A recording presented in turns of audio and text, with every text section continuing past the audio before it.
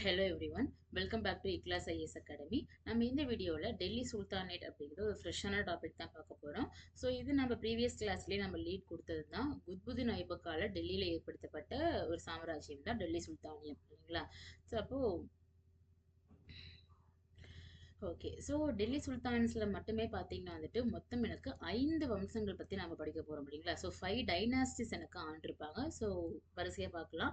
Slave or Mamluk dynasty, Khilji dynasty, Tughlaq dynasty, Sayyid dynasty and Lodi dynasty. So இந்த ஆர்டர்ல பார்த்தீங்கன்னா, அதாவது ஸ்லேவ் அல்லது மாம்லுக்னா அடிமை அல்லது மாம்லுக் வம்சம். ஸோ மாம்லுக் அப்படிங்கிறதும் பார்த்தீங்கன்னா வந்துட்டு ஒரு அரபிக் வார்த்தை தான். இந்த வார்த்தைக்கும் என்ன அர்த்தம்னா அடிமை என்றுதான் அர்த்தம். சரிங்களா? ஸோ 1206 இருந்து 1290 வரைக்கும் எனக்கு அடிமை வம்சம். ஸோ கில்ஜி அவங்க பார்த்தீங்கன்னா 1290 இருந்து 1320 வரைக்கும். ஸோ துக்ளக் பார்த்தீங்கன்னா 1320 இருந்து 1414 வரைக்கும். சையது பார்த்தீங்கன்னா 1414 இருந்து 1451 வரைக்கும். லோடிக்கல் பார்த்தீங்கன்னா 11451 இருந்து 1526 வரைக்கும், இல்லைங்களா? ஸோ அப்போ 1206 இருந்து 1526 வரைக்கும் டெல்லி சுல்தான்ஸ் எனக்கு அடுத்தடுத்து எனக்கு இந்த ஆர்டர்ல எனக்கு ஆண்டிருப்பாங்க. அப்போ ஃபர்ஸ்ட் நம்ம இந்த கிளாஸ்ல அடிமை வம்சம் பத்தி படிக்க போறோம். 1206 இருந்து 1290 வரைக்கும். ஸோ இந்த இயர் எல்லாமே கண்டிப்பா நம்ம படிச்சுக்கணும், இல்லைங்களா? வம்சம் எப்போ ஸ்டார்ட் ஆகி எப்போ முடியறாங்க அப்படிங்கறது படிச்சுக்கணும். ஸோ இதுல எந்தெந்த கிங்ஸை பத்தி எல்லாம் படிக்க போறோம் அப்படின்னு பாத்தீங்கன்னா வந்துட்டு குத்புதீன் ஐபக், ஆரம் ஷா, இல்துமிஷ், சுல்தானா ரஷ்யா, பக்ரம் ஷா, அலாவுதீன் மசூத், நசருதீன் முகமது, பால்பன், கைகுபாத், காயுமார் அப்படின்னு சொல்லிட்டு. ஸோ இதுல பாத்தீங்கன்னா முக்கியமான கிங்ஸ் அப்படின்னு பாத்தீங்கன்னா வந்துட்டு ஃபர்ஸ்ட் அரசரான குத்புதீன் ஐபக் ஒரு 4 இயர்ஸ் மட்டும் ரூல் பண்ணியிருப்பாரு. ஸோ அடுத்து பார்த்தீங்கன்னா வந்துட்டு இல்துமிஷ், இல்லைங்களா? 1211 இருந்து 1236 வரைக்கும்.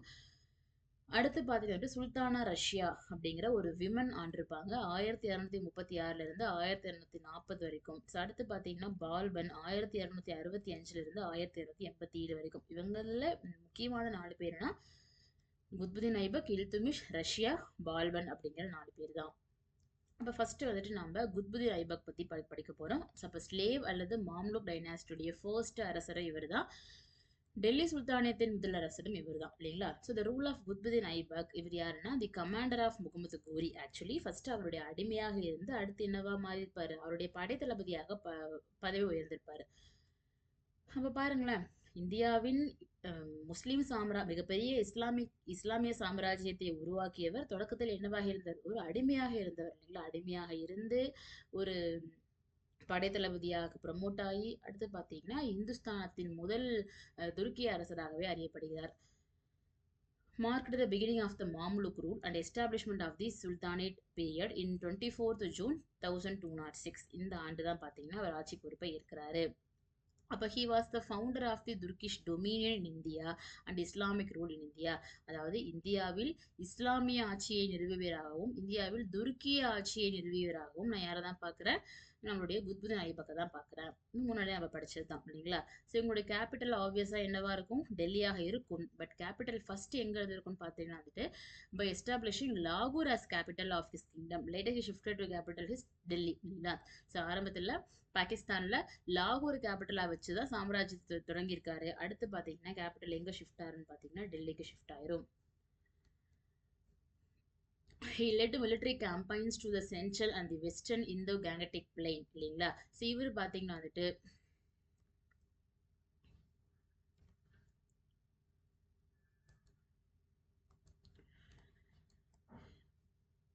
ஸோ இங்கிருந்து பார்த்தீங்கன்னா வந்துட்டு சென்ட்ரல் அண்ட் வெஸ்டர்ன் இந்த கேங்கட்டிக் பிளைன் இருக்கு, இல்லைங்களா? ஸோ அங்கே இருந்த பகுதிகள் எல்லாத்தையுமே யார் கேப்சர் பண்ணிக்கிறா, படையெடுப்புகள் மிலிட்டரி கான்குவஸ்ட் மூலமாக குத்புதீன் ஐபக் எனக்கு கேப்சர் பண்ணிக்கிறாரு.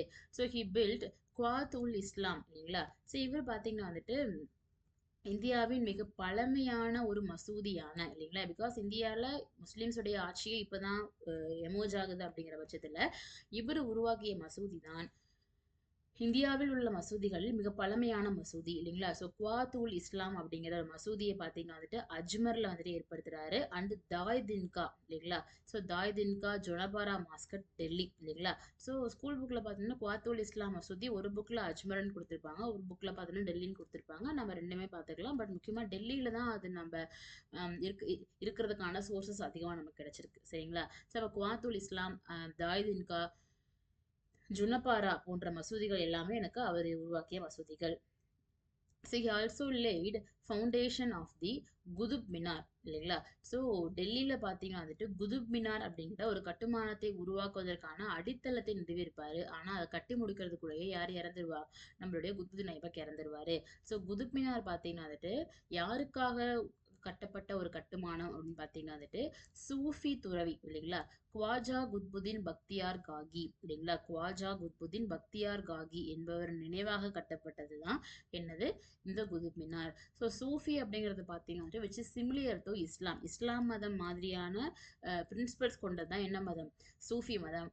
அந்த சூஃபி துறவியான குவாஜா குத்புதீன் பக்தியார் காகி அவருடைய நினைவாக குத்புதீன் ஐபக் எழுப்ப ஆரம்பித்த கட்டுமானம் தான் குதுப் மினார். ஆனா அதை கட்டி முடிக்கிறதுக்குள்ளேயே யார் இறந்துருவா, குத்புதீன் ஐபக் இறந்துருவாரு. அப்ப அதை யாரு கட்டி முடிப்பான்னா இவருக்கு அடுத்த ஆட்சிக்கு வந்த ஹில்துமிஷ் தான் வந்து கட்டி முடிச்சிருப்பாரு. So he patronised Hasan Nizami and Fakhr Mudabbir இல்லைங்களா. ஸோ ஹசன் நிசாமி மற்றும் ஃபக்கீர் முதிர் போன்ற அறிஞர்களை பார்த்தீங்கன்னா, ஸோ முன்னாடியே படிச்சது தான் முகமது கசனி யாரெல்லாம் ஆதரிச்சாரு அப்படின்லாம் படிச்ச மாதிரி குத்புதீன் ஐபக் பார்த்தீங்கன்னா வந்துட்டு ஹசன் நிசாமி மற்றும் ஃபக்கீர் முதிர் அப்படிங்கிற 2 அறிஞர்களை வந்து ஆதரிச்சிருப்பாரு. He was also called as the Lakh Baksh or giver of lakhs இல்லைங்களா. இவர் பார்த்தீங்கன்னா வந்துட்டு நிறைய செல்வங்களை வந்துட்டு வாரி வழங்கக்கூடியவர் அப்படிங்கிறதுனால லக் பாக்ஷா என்றும் அழைக்கப்பட்டவர், அல்லது கிவர் ஆஃப் லக்ஸ்னு அர்த்தம். லேக்ஸ் வந்து வழங்கக்கூடியவர் என்று அர்த்தம். இன்ட்ரடியூஸ்டு ஜிசியா டாக்ஸ் ஆன் நான் முஸ்லிம்ஸ் இன் இந்தியா இல்லைங்களா. அதாவது நம்ம கிட்ட சிந்து முல்தான் பகுதிகளில் ஜிசியா டாக்ஸை இம்போஸ் பண்ணவர் யாருன்னு கேட்டாங்கன்னா எனக்கு முகமது பின் காசிமை சொல்லணும். இதே இந்தியாவில், பிகாஸ் சிந்து முல்தான் இப்போ எங்கே இருக்குன்னா பாகிஸ்தானில் இருக்கு இல்லைங்களா. இதே நம்ம கிட்ட ஸ்பெசிஃபிக்கா இந்தியாவில் ஜிசியா வரியை முதலாக இம்போஸ் பண்ணவர் யாரு அப்படின்னு கேட்டால் நம்ம யாரெல்லாம் சொல்லியாகணும், குத்புதீன் ஐபக்கை தான் நம்ம சொல்லியாகணும் சரிங்களா. சப்போ ஜிசியா டாக்ஸ் பற்றி ஆல்ரெடியே பேசியிருப்போம். இந்தியாவில் உள்ள நான் ஹிந்துஸ் மீது சரியா சார் நான் முஸ்லீம்ஸ் மீது இம்போஸ் பண்ணப்பட்ட டாக்ஸ், அதாவது ஹிந்துஸ்னாலும் நான் முஸ்லீம்ஸ்னாலும் ஒன்று தான் இல்லைங்களா. So Hindus or non Muslims மீது விதிக்கப்பட்ட ஒரு டாக்ஸ் தான் என்ன tax, jizya tax. He died in November 2010 after he fall from his horse while playing polo இல்லைங்களா. ஸோ இவர் பார்த்தீங்கன்னா வந்துட்டு ஒரு விளையாட்டு, அந்த விளையாட்டுக்கு என்ன பேருன்னா போலோ விளையாட்டு அல்லது சௌஹான் விளையாட்டு என்று பெயர் இல்லைங்களா. அதாவது பார்த்தீங்கன்னா குதிரை பந்தயம், அந்த குதிரை பந்தயத்துக்கு தான் என்ன பேருன்னா போலோ அல்லது சௌஹான் என்ற பெயர். இந்த விளையாட்டை விளையாடி கொண்டிருக்கும் பொழுது அந்த குதிரையிலிருந்து தவறி கீழே விழுந்து யார் இறந்துருவா, குத்புதீன் ஐபக் இறந்துருவாரு இல்லைங்களா. அவருக்கு அடுத்து பார்த்தீங்கன்னா அவருடைய மகனான ஆரம் ஷா பதவி ஏற்பாரு. பட் ஆரம் ஷா பார்த்தீங்கன்னா வந்துட்டு ஒரு கரெக்டாக 1 இயர் 1210 குத்புதீன் ஐபக் இறக்குறாருன்னா 1211 ஒரு 1 இயர் தான் ஆண்டிருப்பாரு. அவர் திறமையான அரசராக இல்லாத பட்சத்தில் ஆரம் ஷாவை கொன்னுட்டு அடுத்து பாத்தீங்கன்னா இல்துமிஷ் என்பவர் ஆட்சிக்கு வருவாரு. இல்துமிஷ் யாருன்னா he was born in Ilbari tribe. இவர் பார்த்தீங்கன்னா வந்துட்டு மத்திய ஆசியால இல்பாரி அப்படிங்கிற ஒரு ஒரு இனத்தை சார்ந்தவர் தான் எனக்கு யாரு, இல்துமிஷ் சரிங்களா. ஸோ இவரை பார்த்தீங்கன்னா வந்துட்டு இளம் வயதிலேயே குத்புதீன் ஐபக்கு அடிமையாக விற்கப்பட்டார். குத்புதீன் ஐபக்கே பார்த்தீங்கன்னா முகமது கோரியுடைய அடிமையா இருந்திருப்பாரு ஐபக் சரிங்களா. இந்த குத்புதீன் ஐபக்குடைய அடிமையாக எனக்கு யார் இருந்திருப்பாங்கன்னா இல்துமிஷ் எனக்கு இருந்திருப்பாங்க. அதனாலதான் இந்த வம்சத்துக்கே என்ன பெயரு, அடிமை வம்சம் என்று பெயர். இல்துமிஷுக்கு பார்த்தீங்கன்னா அடிமையின் அடிமை என்றும் பெயர். பிகாஸ் ஐபக்கே எனக்கு யாரு தான், அடிமை தான் இல்லைங்களா. அவருடைய அடிமைங்கிறதுனால அடிமையின் அடிமை என்று பெயர். பட் லேட்டரான் பார்த்தீங்கன்னா Aibak mat him as his son in law. But பின்னர் பார்த்தீங்கன்னா குத்புதீன் ஐபக்குடைய மருமகனாக யார் வந்துடுவா, இல்துமிஷா வந்து வந்துடுவார். அப்ப குத்புதீன் ஐபக் அடுத்து குத்புதீன் ஐபக்குடைய மகனான ஆரம் ஷா ஆட்சிக்கு வராரு. அவரை கொன்னுட்டு சரிங்களா அவருடைய மருமகனான இல்துமிஷனுக்கு ஆட்சிக்கு வராரு 1211 ஏடியில. He organised Turkish nobility into a select group of 40 nobles known as the Chahalgani or 40. So இவர் பார்த்தீங்கன்னா வந்துட்டு 40 பேரை கொண்ட ஒரு குழு. அந்த 40 பேருமே யாருன்னா உயர்குடி மக்கள் என்று அழைக்கப்பட்டவர்கள். அதாவது பார்த்துட்டு துர்க்கியை சார்ந்த உயர்குடி மக்கள் தான் எனக்கு யாரு 40 பேருமே. அந்த 40 பேருமே பார்த்தீங்கன்னா வந்துட்டு நல்ல ஒரு குரான், அவங்களுடைய புனித நூலான குரான் வந்துட்டு ஃபுல்லா படிச்சு அதில் அதிக நாலேஜ் கொண்ட மக்களாக இருப்பாங்க சரிங்களா. அந்த மாதிரி 40 பேரை கொண்ட ஒரு குழுவை பார்த்தீங்கன்னா யார் ஏற்படுத்துறா, இல்துமிஷ் வந்து ஏற்படுத்துறாரு. அந்த குழுவுக்கு என்ன பேர்னா வந்துட்டு சகல்ஹானி என்று பெயர். சகல்ஹானி ஆர் தி கார்ப்ஸ் ஆஃப் 40, அதாவது 40 குழு, 40 பேரை கொண்ட ஒரு குழுனால 40 குழு அல்லது சகல்ஹானி என்று பெயர், இல்லைங்களா? So it was during his reign that the Mongols under the Genghis Khan, சரிங்களா? அதாவது இங்க ரஷ்யாவுக்கும் சைனாவுக்கும் இடையில் உள்ள ஒரு அனைத்து பக்கமும் லேண்டால சூழப்பட்ட ஒரு நாடு தான் பார்த்தீங்கன்னா வந்துட்டு மங்கோலியா அப்படிங்கிற ஒரு நாடு, சரிங்களா? அந்த மங்கோலிய நாட்டை சார்ந்த ஒரு அரசர் தான் பார்த்தீங்கன்னா செங்கிஸ்கான். ஸோ செங்கிஸ்கானை பார்த்தாவே பார்த்தீங்கன்னா பிற நாட்டு அரசர்கள்லாம் பயப்படுவாங்க. செங்கிஸ்கான் படையெடுத்து வராரு அப்படின்னாவே பார்த்தீங்கன்னா பயப்பட ஆரம்பிச்சிருவாங்க. ஸோ அந்த அளவுக்கு ஒரு வீரமான ஒரு படையெடுப்பாளர் தான் எனக்கு யாரு, செங்கிஸ்கான். எந்த பகுதியை சார்ந்தவர்னா மங்கோலியா நாட்டை சார்ந்தவர், சரிங்களா? ஸோ அவரு பாத்தீங்கன்னா வந்துட்டு இப்படி இங்க வந்து நிக்கிறாருன்னு வச்சுக்கோங்களேன். ஸோ மங்கோலியால இருந்து கிளம்பி இங்க வந்து நிக்கிறாரு. அவருக்கு ஒரே கன்ஃபியூஷன், இந்த பக்கம் லெஃப்ட் போட்டு இந்தியாக்குள்ள போலாமா, இல்ல ரைட் போட்டு எங்க போலாம், மத்திய ஆசியாக்குள்ள போலாமா அப்படின்னு சொல்லிட்டு ஒரே கன்ஃபியூஷன்.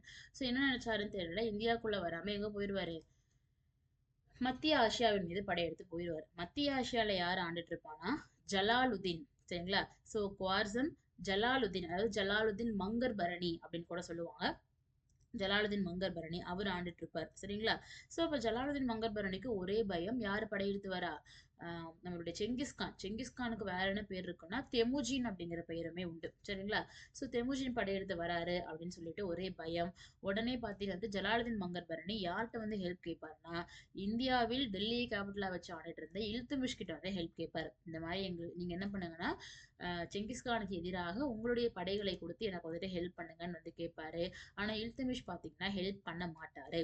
பிகாஸ் இல்துமிஷ் ஜலாலுதீனுக்கு ஹெல்ப் பண்ணாருன்னா ஆட்டோமேட்டிக்கா செங்கிஸ்கானுடைய படையெடுப்பு எங்கேயும் நடக்கும், இந்தியாவின் மீதும் நடக்கும். ஒருவேளை செங்கிஸ்கான் இந்தியா மீது படையெடுத்து வந்திருந்தாருன்னா கண்டிப்பா அந்த போர்ல யாரும் ஜெயிச்சிருப்பா, செங்கிஸ்கான் தான் ஜெயிச்சிருப்பாரு. சோ அப்போ டெல்லி சுல்தானியம் இவ்வளவு ஆண்டு காலம் நீண்டு இருக்குமா அப்படிங்கறதும் ஒரு பெரிய கேள்விக்குறிதான். சோ இதுவும் வரலாற்றை மாற்றிய ஒரு இடம், சரிங்களா? அப்ப மங்கோலியர்கள் இந்தியாவுக்குள்ள படையெடுத்து வராம காத்தவராக தடுத்தவராக யார சொல்றாங்கன்னா இல்துமிஷ சொல்றாங்க. ஸோ இவர் பார்த்தீங்கன்னா வந்துட்டு இக்தா அப்படிங்கிற ஒரு முறையை வந்து அறிமுகப்படுத்தியிருப்பாரு. He granted இக்தாஸ். இக்தாஸ்னா என்ன அர்த்தம்னா லேண்டுன்னு தான் அர்த்தம், சரிங்களா? He granted iqtas to the members of his army. அவருடைய ராணுவத்துக்கு பார்த்தீங்கன்னா வந்துட்டு இக்தா என்று அழைக்கப்படக்கூடிய லேண்டை வந்துட்டு கொடுக்குறாரு. Iqta is the land granted to army officials in lieu of the regular wage. அவங்களுக்காக மாத சம்பளமா கொடுக்காம அதுக்கு பதிலாக என்ன பண்ணுவாங்கன்னா வந்துட்டு இக்தா என்று அழைக்கப்பட்ட லேண்டை பார்த்தீங்கன்னா யாரு கொடுத்துருவாங்க, அந்த வீரர்களுக்கு கொடுத்துருவாங்க.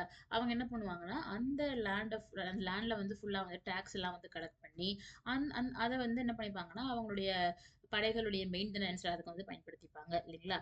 ஸோ அப்போ இக்தா ஹோல்டர் இஸ் கால்ட், அந்த இக்தா அப்படிங்கிற லேண்டுடைய பொறுப்பாளர் யாருன்னு பார்த்தீங்கன்னா வந்துட்டு இக்தாதார் அல்லது முக்தி என்று பெயர்.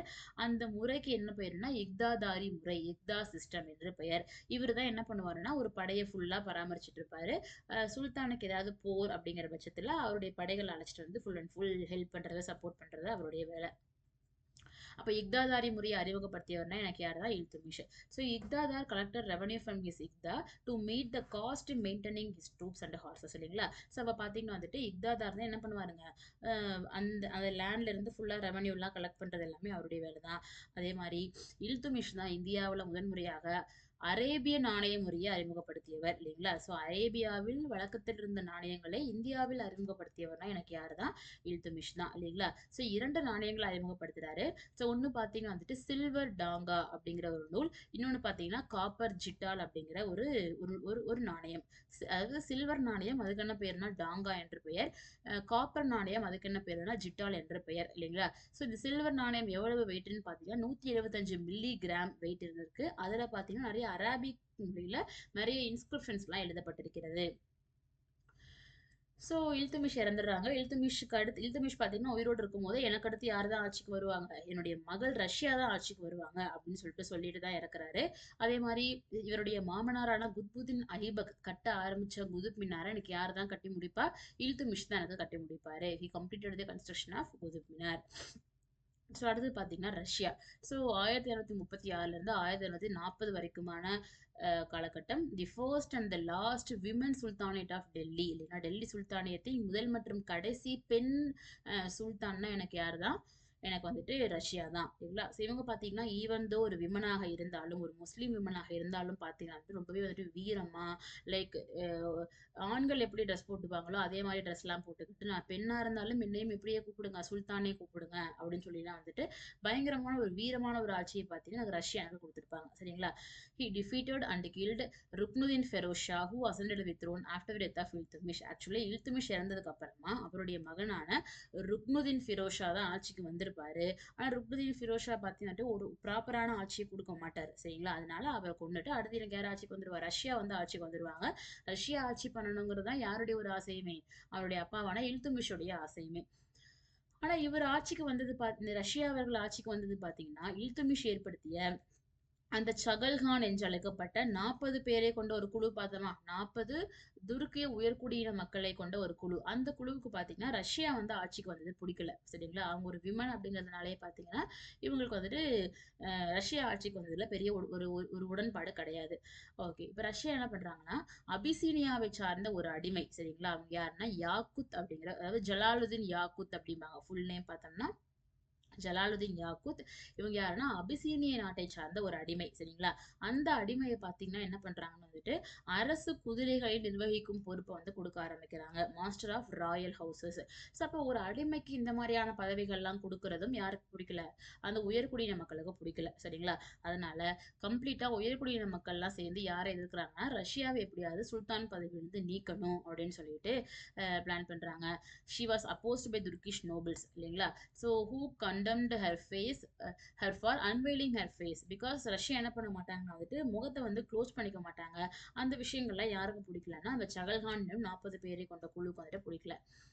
ஸோ அதனால பார்த்தீங்கன்னா நிறைய சதி வேலைகள்லாம் பண்ணி இல்லைங்களா, பிகாஸ் ஆஃப் எ கான்ஸ்பிரசி நிறைய சதி வேலைகள்லாம் பண்ணி பார்த்தீங்கன்னா ஒரு 4 வருடங்கள்ல 1940ல் ரஷ்யாவை பார்த்தீங்கன்னா யார் தோற்கடிச்சிடுவா, அந்த உயர்குடியின மக்கள்லாம் வந்து நிறைய சதி வேலைகள்லாம் பண்ணி நிறைய படையெடுப்புகள்லாம் அவங்க மேல நிகழ்த்தி வந்து தோற்கடிச்சிருவாங்க. ரஷ்யாவும் அந்த படையெடுப்புகள்ல இறந்துடுவாங்க இல்லைங்களா. ஸோ ரஷ்யாவுக்கு அடுத்து பார்த்தீங்கன்னா வந்துட்டு எனக்கு யார் ஆட்சிக்கு வராங்கன்னா பால்பன். பட் அதுக்கு முன்னாடி பாத்தீங்கன்னா பக்ரம் ஷா, அலாவுதீன் மஜீத், நசருதீன் முகமது, இவங்க 3 பேருமே ஆட்சிக்கு வந்திருப்பாங்க. ஃபர்ஸ்ட் வந்துட்டு குத்புதீன் ஐபக், அவருக்கு அடுத்து ஆரம் ஷா, அவருக்கு அடுத்து இல்துமிஷ், அவங்களுக்கு அடுத்து ரஷ்யா. அவங்களுக்கு அடுத்து பாத்தீங்கன்னா ரஷ்யா 1940ல் இறந்த உடனே 42 வரைக்கும் எனக்கு பக்ரம் ஷா, அடுத்து 42ல இருந்து 46 வரைக்கும் எனக்கு பாத்தீங்கன்னா அலாவுதீன் மசூத் அப்படிங்கிறவரு, அடுத்து 46ல இருந்து 64 வரைக்கும் எனக்கு நசருதீன் முகமது. ஸோ நசருதீன் முகமதுடைய மாமனார் தான் பார்த்தீங்கன்னா எனக்கு பால்பன் அப்படிங்கிறவரு 1865ல இருந்து 1887. அப்ப நசருதீன் முகமதை கொண்டுட்டு அடுத்த யார் ஆட்சிக்கு வந்துருவா, பால்பன் ஆட்சிக்கு வந்துருவாங்க. அப்போ the successors of Razia were weak. ரஷ்யாவுக்கு அடுத்து வந்து இவங்க எல்லாம் என்ன கிடையாது, திறமையான அரசர்களாக இல்லாத பட்சத்தில் 1245ல் எனக்கு அடிமை வம்சத்தில் மிகச்சிறந்த அரசரான பால்பன் எனக்கு ஆட்சி பொறுப்பை ஏற்கிறாரு. இப்போ ஃபுல் நேம் பார்த்தீங்கன்னா கியாசுதீன் பால்பன். இவருடைய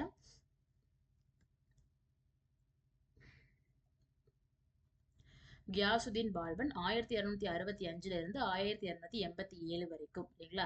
ஸோ பால்பனும் பார்த்தீங்கன்னா ஒரு இல்பாரி வம்சத்தை சார்ந்தவர் தான் இல்லைங்களா.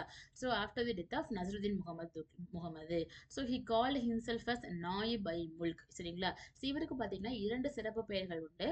ஒன்று பார்த்தீங்கன்னா உலுக்கான் என்றும் அழைக்கப்பட்டவர், அதே மாதிரி நாயிப் ஐ முல்க். இதெல்லாம் பார்த்தீங்கன்னா அவங்களுக்கான ஸ்பெஷல் நேம்ஸ். நாம எப்படி சொல்றோம் தமிழ்ல படிக்கிறோம் இல்லைங்களா, மகாராஜா, மகாராஜாதி ராஜா. ஸோ அந்த மாதிரி அரேபிய மற்றும் துருக்கிய மொழி வார்த்தைகளான நாயிப் ஐ முல்க், உலுக்கான் போன்ற பட்டப்பெயர்களை கொண்டவர் தான் எனக்கு யாருன்னா கியாசுதீன் பால்பன். ஸோ இவர் பார்த்தீங்கன்னா ரொம்பவே ஸ்ட்ரிக்டான ஒரு ஆள் எனக்கு யாரு, கியாசுதீன் பால்பன். இவருடைய ஆட்சி காலம் ஃபுல்லாவே பார்த்தீங்கன்னா வந்துட்டு எப்படி ஒரு நாட்டுல ஒரு எமர்ஜென்சி, ஒரு அவசர நிலை பிரகடனம் போட்டா ஒரு நாட்டுல மக்கள் எவ்வளவு பயந்து அமைதியா இருப்பாங்களோ அந்த மாதிரியான ஒரு ஆட்சி தான் எனக்கு யாரு கொடுத்திருப்பா, ரொம்ப கண்டிப்பான ஒரு அரசராக இருந்திருப்பாரு பால்பன். சரிங்களா. ஸோ இவரு பார்த்தீங்கன்னா பொய்போஸ் அப்படிங்கிற ஒரு முறையை வந்து அறிமுகப்படுத்தியிருப்பாரு. சரிங்களா. ஸோ பொய்போஸ் அப்படிங்கிறது பார்த்தீங்கன்னா வந்துட்டு அரசர் என்பவர் யாருக்கு இணையானவர், கடவுளுக்கு இணையானவர். அப்ப அரசருடைய பாதத்தை தொட்டு வணங்கி பொதுமக்கள் அனைவரும் முத்தமிடும் ஒரு முறை, அதுக்கு தான் என்ன பேருன்னு பார்த்துட்டு பொய்போஸ் என்று பெயர் இல்லைங்களா.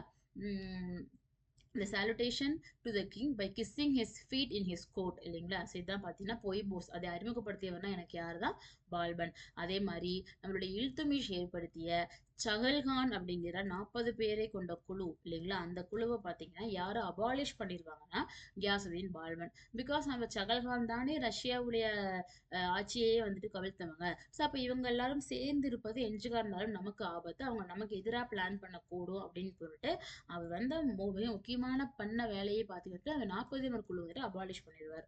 சரிங்களா. So he establish department of spice.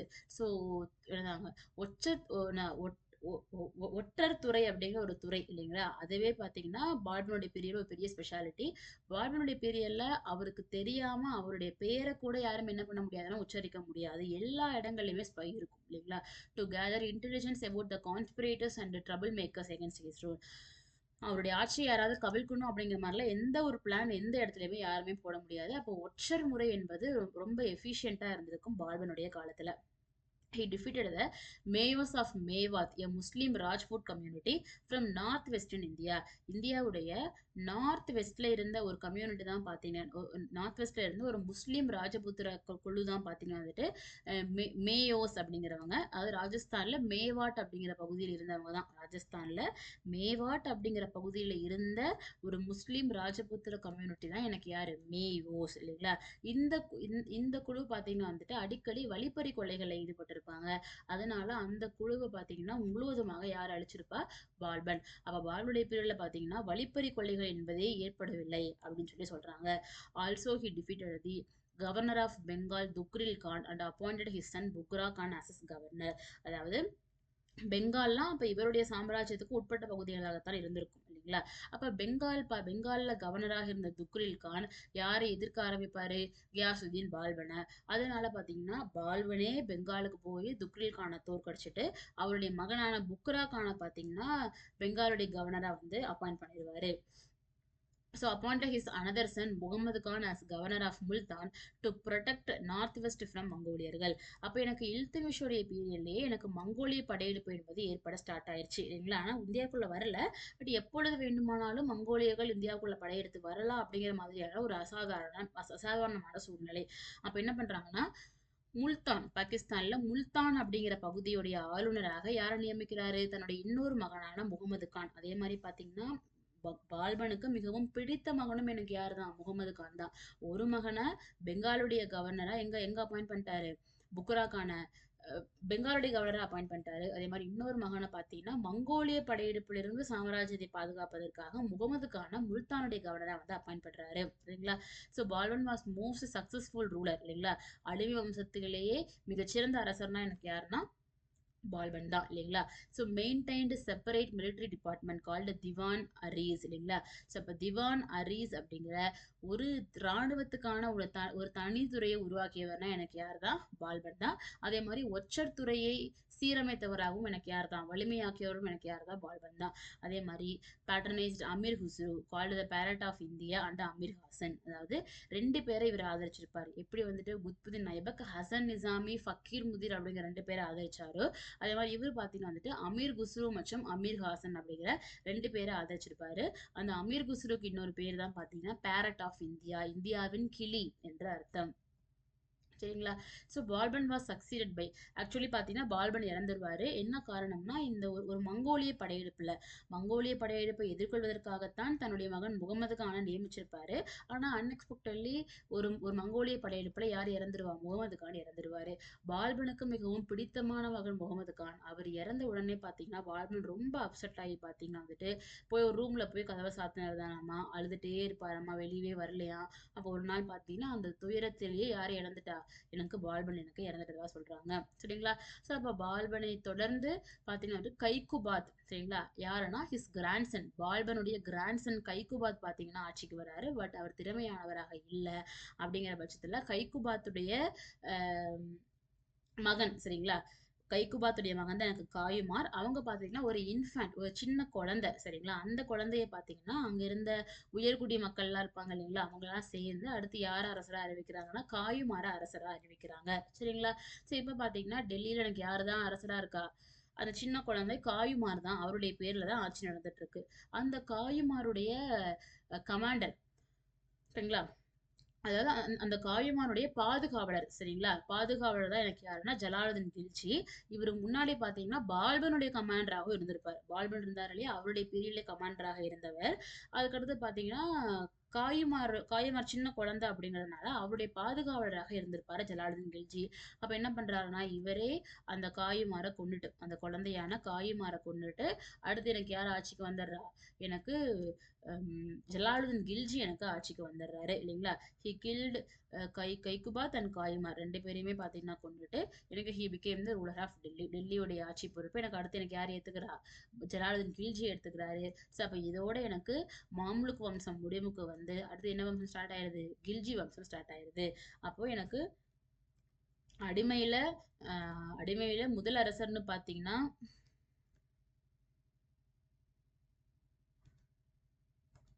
அடிமையில முதல் அரசர் பார்த்தோம்னா குத்புதீன் ஐபக். 2வது பார்த்தீங்கன்னா எனக்கு ஆரம் ஷா வருவாரு. அடுத்து முக்கியமான அரசர்னா எனக்கு இல்துமிஷ் பார்க்குறோம். அடுத்து எனக்கு பார்த்தீங்கன்னா ரஷ்யா வருவாங்க. ரஷ்யாவுக்கு அடுத்து வந்தவங்கலாம் திறமையானவர்களாக இல்ல. அடுத்து பார்த்தீங்கன்னா முக்கியமான அரசர்னா பால்பன். அடுத்து எனக்கு லாஸ்ட் அரசர்ன்னு பார்த்தீங்கன்னா எனக்கு வந்துட்டு காயுமார் இல்லைங்களா? காயுமாருடைய பாதுகாவலர் தான் எனக்கு யாரு? ஜலாலுதீன் கில்ஜி. ஸோ அப்ப பார்த்தீங்கன்னா காயுமாரையும் இவருடைய அப்பாவான கைக்குபாத்தையும் கொண்டுட்டு அடுத்து எனக்கு யார் ஆட்சி பொறுப்பு ஏத்துக்கிறா? கில்ஜி எனக்கு ஏத்துக்கிறாரு. ஜலாலுதீன் கில்ஜி. அப்ப அடுத்து எனக்கு என்ன வம்சம் ஸ்டார்ட் ஆயிருதுன்னா, கில்ஜி வம்சம் ஸ்டார்ட் ஆயிருது. இல்லைங்களா? ஸோ அப்ப நம்ம அடுத்த கிளாஸ்ல நம்ம கில்ஜிக்கள பத்தி பார்க்கலாம். Thank you all.